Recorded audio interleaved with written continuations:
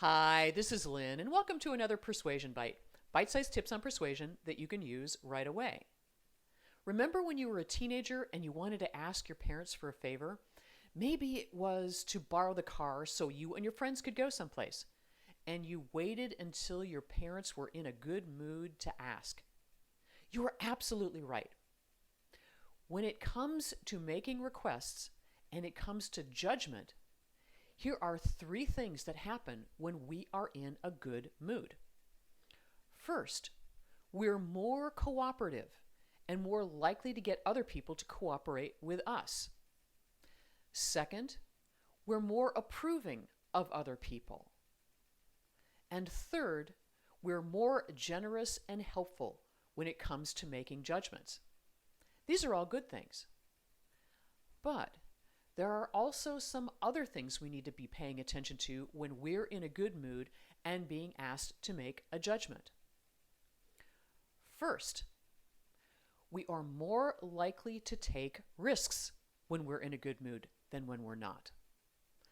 Second, we are more gullible when we're in a good mood. Our BS detector is not as acute.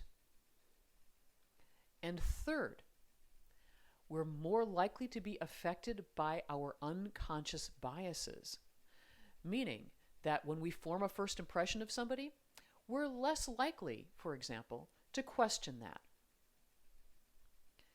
What this means is that our moods affect our judgment. It changes the way we think about things. It affects what we notice in our environment in the moment.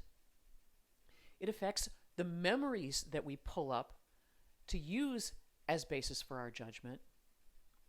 And it also affects the meaning that we attribute to both of these things.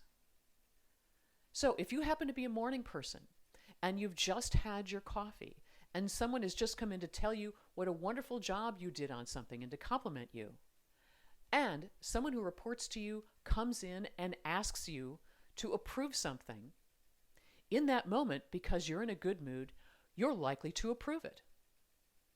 But if the same person comes in at 5 minutes to 5 at night, and you're already starting to feel pressure because you're a couple of minutes late for your daughter's soccer game, same person makes the same request, it's the same you, but you are more likely to turn it down then because your mood is not as good.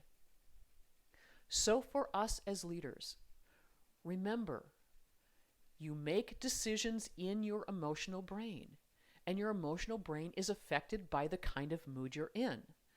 If you're being asked to make an important judgment, think about what kind of mood you're in, and think about how this may be affecting your judgment. And if you need to take a little time to do a little bit more research rather than having a knee-jerk reaction to something, do that. Because you not only want to be the most persuasive person in the room, but you want to make decisions that are well-founded and not just related to the mood you happen to be in that moment. Thanks for watching.